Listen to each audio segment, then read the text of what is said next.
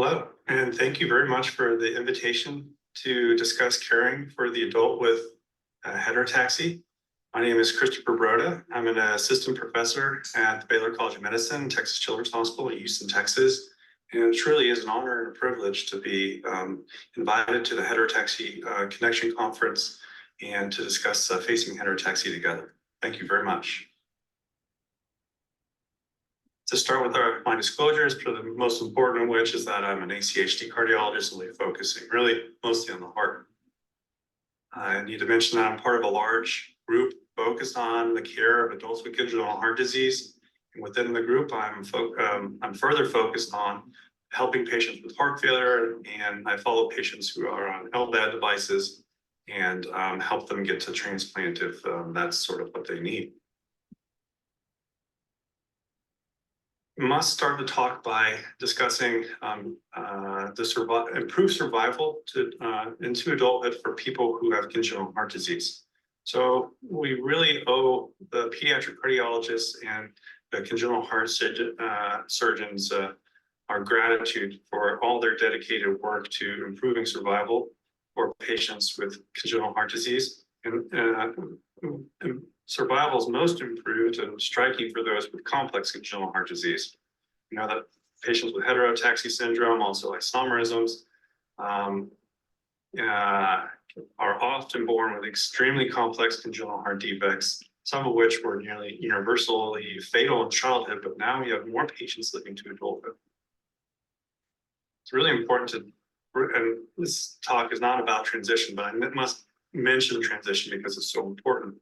Transition from being a child to an adult or pediatric clinic to the adult clinic is an important time in people's lives because we're thinking about jobs and education, potentially family planning or pregnancy for women. And then also over time, patients will need to assume the care responsibility for their health care when before it was really managed by their parents, usually in usual scenarios. And then because health issues persist and can sometimes also worsen over time, patients really need to identify adult providers, including a good primary care doctor, which is important, as well as subspecialists like the cardiologist, pulmonologist, immunologist, or other important subspecialists who might be needed for their care. So we're talking about the adult population with heterotaxy syndrome, sort of looking over the literature. Still, it's the paper that was published out of our center seems to be the one that's the only paper that's focused specifically on adults with congenital heart disease. So we'll sort of go over the data from this paper. I have to mention that this is overall shows you how limited the literature is regarding adults with heterotaxy syndrome. And this single center study is sort of a very select group of patients. 62 patients total with a median age of 32 years old, and a very high percentage of which 65% had a bachelor's degree or higher, which is higher than a general US population, showing that it sort of requires, with higher education often comes insurance, and many patients would require insurance to be seen in the cardiology clinic. So a selected group of patients to be sure, but also at a tertiary care center. These data might not be relevant to all patients with heterotaxy syndrome in all scenarios, but still important nonetheless to review. So how are patients monitored in the adult congenital heart disease clinic? We monitor the heart and heart physiology in a number of ways. The usual, very common way to monitor the heart is with imaging modalities, and then echocardiogram is nearly ubiquitous in cardiology clinics. Very good for cardiac function and valve function as well, especially with patients have good acoustic windows. You can see inside the chest pretty well. So, but some patients have are more challenging to see the cardiac structures with echocardiogram, and some cardiac structures are just not well seen at all on echocardiogram, no matter how easy it is to see inside the chest. So Other imaging modalities such as cardiac MRI are employed. This can also give physiologic data, which can be very helpful at times, as well as CT scans, which are very good for anatomical, defining anatomical details, but are less likely to give you important physiologic information like heart function and flows through the heart and things like this. We also monitor heart rhythm or electrophysiology, including with sort of a snapshot of the heart rhythm with an EKG, or potentially longer monitoring of the heart rhythm with a Holter monitor, loop recorder, sometimes implantable loop recorders. And if patients need a pacemaker or defibrillator, these devices can also monitor the heart rhythm. We use blood tests to monitor end organ function like kidney, liver function, and some blood tests can tell us a little bit about the physiology, what's going on with the heart, including heart stretch marker, heart pressure marker with a BNP or NT-proBNP, as well as markers of heart injury like troponin, which may or may not be employed by all cardiologists. And then patients will also undergo functional testing, which can include exercise tests. This can be important to sort of show if there's any cardiopulmonary or heart lung limitations, and then also to see how patients, if there's improvements or declines over time with serial exercise testing. And also heart catheterization can tell us a lot about how the heart is handling fluid, the work of the heart, pressures inside of the heart, as well as defining important heart structures with angiography. So unclear exactly how frequent we should be, cardiologists should be sending these tests, and then it's important also to think about the frequency of testing, because often, medical testing visits to the specialists and subspecialists can be expensive. We have some recommendations from the adult congenital heart guidelines, and but really testing will be dependent on sort of the patient's anatomy, how the patient is doing, and also the sort of preference of the cardiologist probably as well. When we're thinking about patients in terms of outcomes, we often think about how the anatomic complexity or how complicated the heart is, how that relates to the outcomes. And we know that, generally speaking, the more complex a heart is, the more difficult the cardiac outcomes can be. And some very complex hearts are associated with early death and experiences of heart failure and arrhythmias. So when we looked at the patients in our heterotaxy cohort, we saw that patients' anatomy greatly varied. However, overall, this was a very this group of patients had very complex anatomies. You can see in patients with polycythemia or also left isomerism syndromes, and in patients who had heterotaxy, but difficult to define exactly which syndrome they'd have.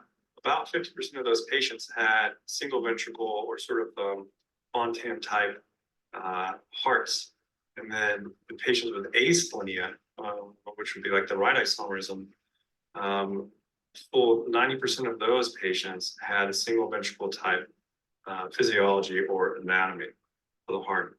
Despite the variations in anatomical structure and physiologies, we found that probably there wasn't any strong correlation with any specific anatomic type and overall outcomes. And so maybe there was a signal for patients who had systemic outflow obstruction, which would be like aortic stenosis or coarctation of the aorta. This gave a clue that perhaps these patients have a higher risk for survival disadvantage or early death. We saw that patients with structural heart disease did require intervention, and of course, patients with complex congenital heart disease, like heterotaxy syndrome patients, in our cohort, many patients required an intervention, either in cath lab or a surgical intervention. So up to 40% of patients in our study saw this. Regarding catheter-based interventions, patients may have received ballooning or stenting of different maybe anatomic narrowings or devices or coils in the collateral vessels. A patient required pericardiocentesis. One patient required a catheter-based thrombolysis, so for like a pulmonary embolism.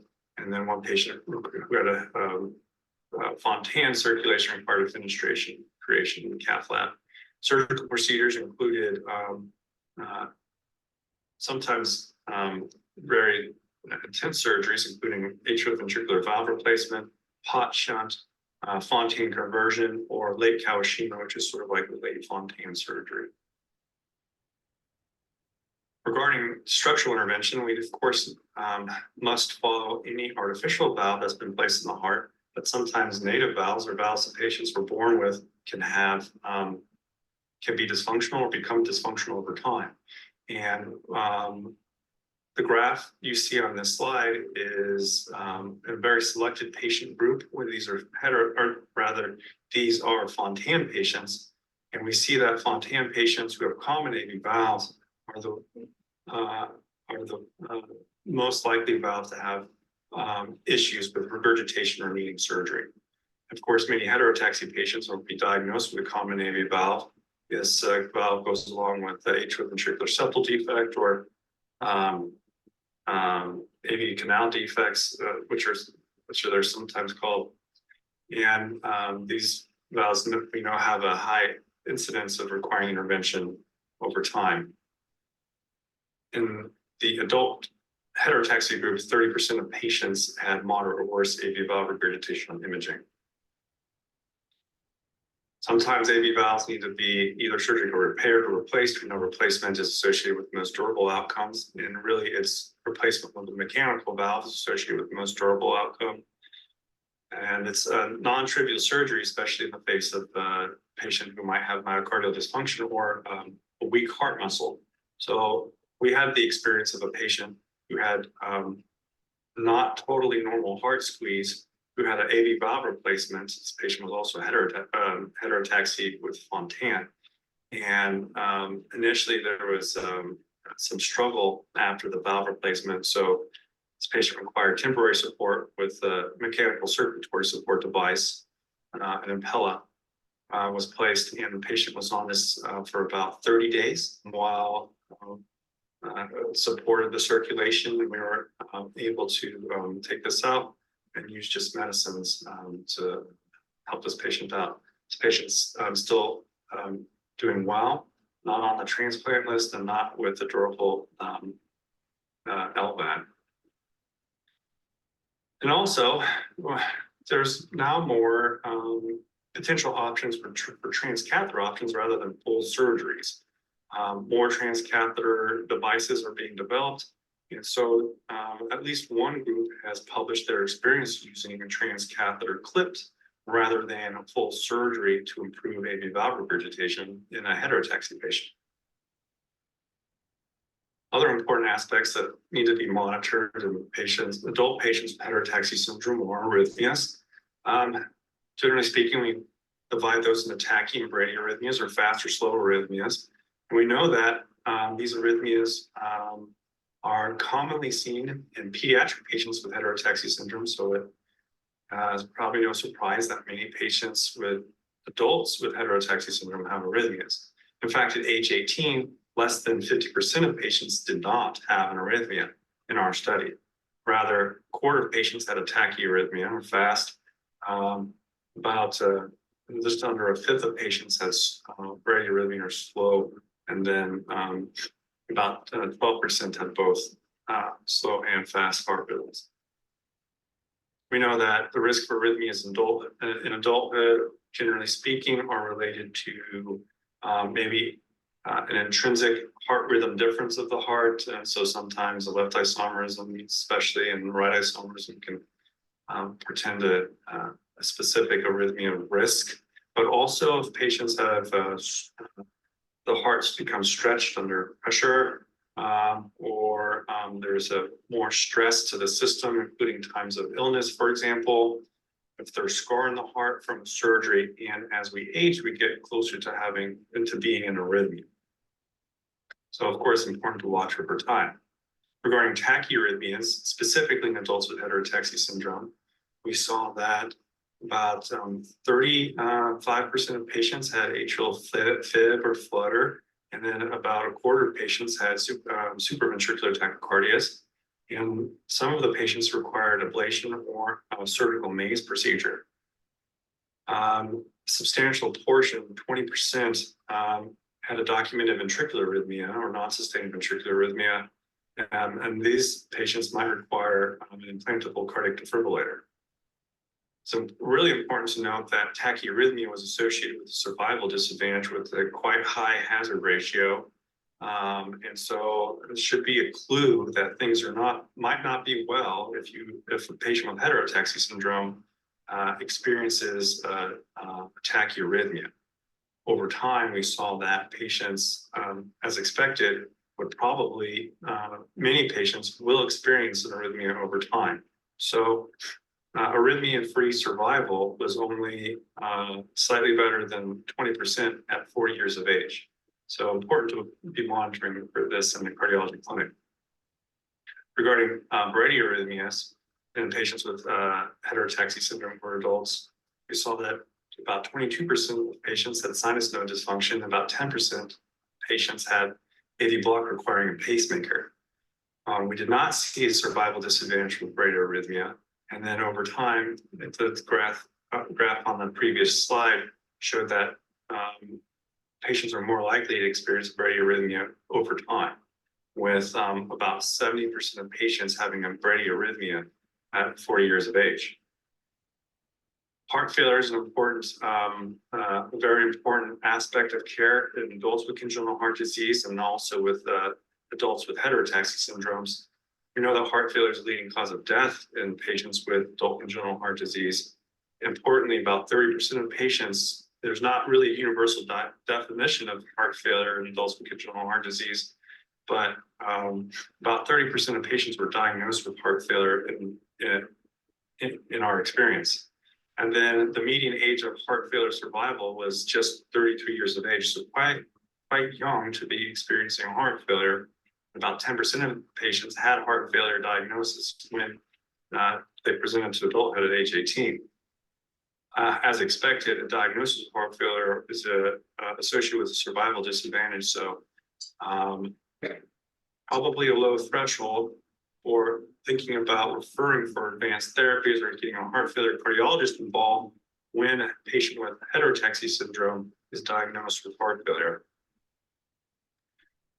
So, speaking of advanced therapies, what can be done after a patient with heterotaxy syndrome is diagnosed with heart failure? Depending on the heart anatomy, there's disagreements about how well medicines work. Certainly, at some point, a heart transplant might be considered. Among adults, Fontan patients, specifically a specific cohort of patients, a large study did not see a survival decrease if heterotaxy was present. So that should be reassuring, but I think that there are some anatomical defects that might not be possible to do a heart transplant in. So it just might depend. But still, heart transplant might be available. And we should also talk about durable ventricular assist device therapy or LVAD therapy. Sometimes these are used as a bridge to transplant. And so we had a patient who was supported on a hardware device for over 4 years as a bridge to transplant. And then some patients might not be recommended transplant or potentially transplant's not possible. And so a durable ventricular assist device should be considered, especially as the newer generation devices, their outcomes are improving as they're more compatible with blood. And so 2-year outcomes for the HeartMate 3, which is the newest generation LVAD, rival transplant outcomes, which is really important thing to consider. And then we also think about what are the non-cardiac aspects of management of adults with heterotaxy syndromes. For Fontan patients, it's really important to think about things like liver, kidneys, lymphatic system. And generally speaking, adults with heterotaxy syndrome Must consider the lungs like ciliary impairment as well as collateral vessels and hemoptysis.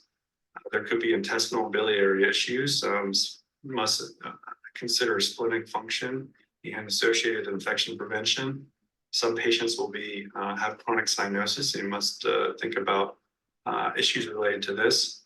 Sort of, it's a lot to have surgeries and be monitored in various clinics, and so psychological and neuropsych considerations should be considered. And then also let's think about pregnancy and family planning. So I think it's important to end this discussion about adults with heterotaxy syndrome on a very important aspect, which is transition from pediatric care to adult care. And again, the success of the pediatric cardiologists and general heart surgeons improves survival, but rarely is the heart disease cured. And so transition to the adult and general cardiologist is necessary. And we know that heterotaxy patients may have a substantial burden of cardiac complications. In order to be seen in clinic, oftentimes insurance is needed. So securing insurance is essential. It's an essential goal for transition. Life can be very fulfilling, but and yet we still might need a medical partnership to help us along the way. So thank you very much.